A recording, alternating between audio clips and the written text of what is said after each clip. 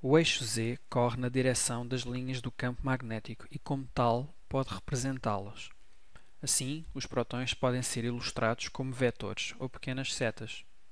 Um vetor representa uma certa força, representada pelo seu tamanho, que atua numa determinada direção, ou seja, a direção da seta. A força representada pelos vetores nas ilustrações representam o campo magnético.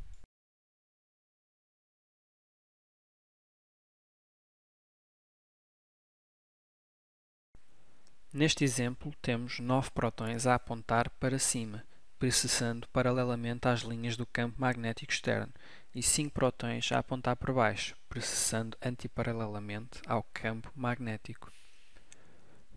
A ilustração é apenas um exemplo num ponto temporal específico. Se esperarmos um bocado, os prótons já estão em posições diferentes devido à precessão.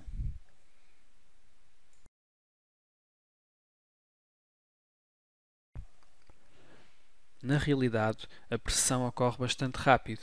A frequência de pressão para prótons de hidrogênio é cerca de 42 MHz num campo magnético de 1 Tesla. Isto significa que os prótons precessam em redor do seu eixo, com a tal forma de cone, mais de 42 milhões de vezes por segundo. Existem milhões e milhões de prótons no corpo que precessam a esta velocidade.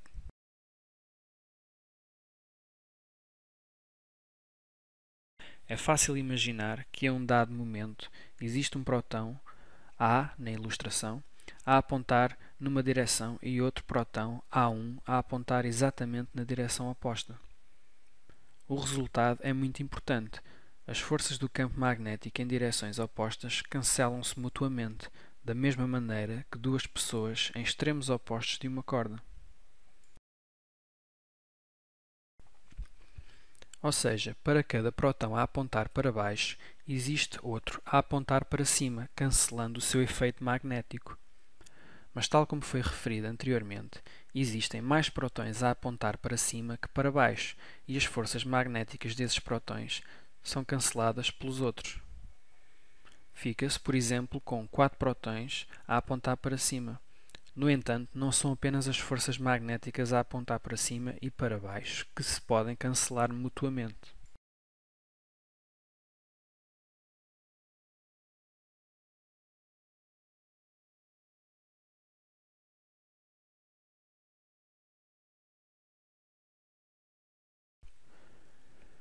Como os prótons que apontam para cima precessam, pode existir um a apontar para a direita enquanto outro a apontar para a esquerda. A força magnética do próton A pode ser vista como a soma de duas componentes.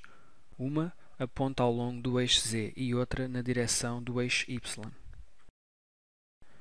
A força magnética do próton A1 tem também uma componente ao longo do eixo Y, mas na direção oposta. Assim, a componente A ao longo do eixo Y é cancelada por A asterisco.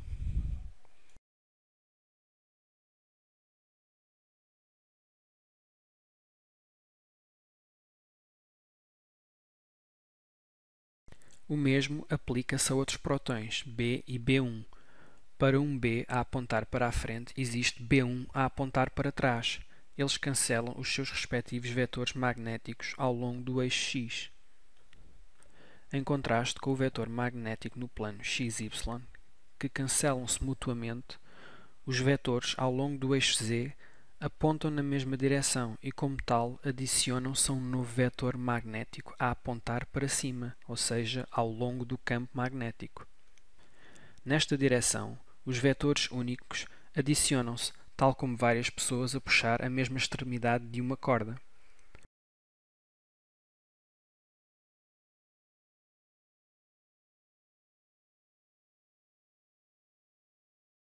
Isto significa que, ao colocar um paciente no magneto, o próprio paciente torna-se um magneto, ou seja, tem o seu próprio campo magnético, uma vez que os vetores dos prótons não se cancelam mutuamente, adicionam-se.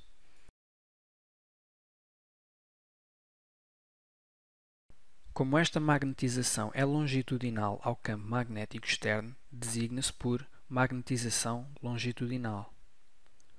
Este novo vetor magnético é importante porque é o que poderá ser usado para obter o sinal.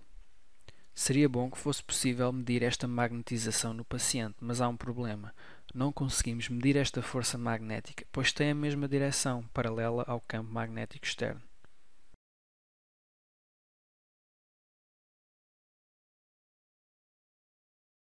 Isto pode ser ilustrado da seguinte forma. Imagine que está num barco a descer um rio.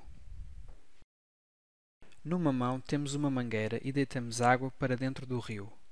Para alguém que nos está a observar na margem, é impossível dizer quanta água estamos a deitar para o rio, ou seja, quanta magnetização longitudinal estamos a adicionar naquela direção. No entanto, se apontarmos a mangueira para a margem, ou seja, mudarmos a direção do novo campo magnético, então a água pode ser recolhida e medida por um observador imparcial na margem. O que devemos reter desta informação é o seguinte: a magnetização longitudinal ao campo magnético externo não pode ser medida diretamente. Para tal, precisamos de magnetização que não é longitudinal, mas transversal ao campo magnético externo.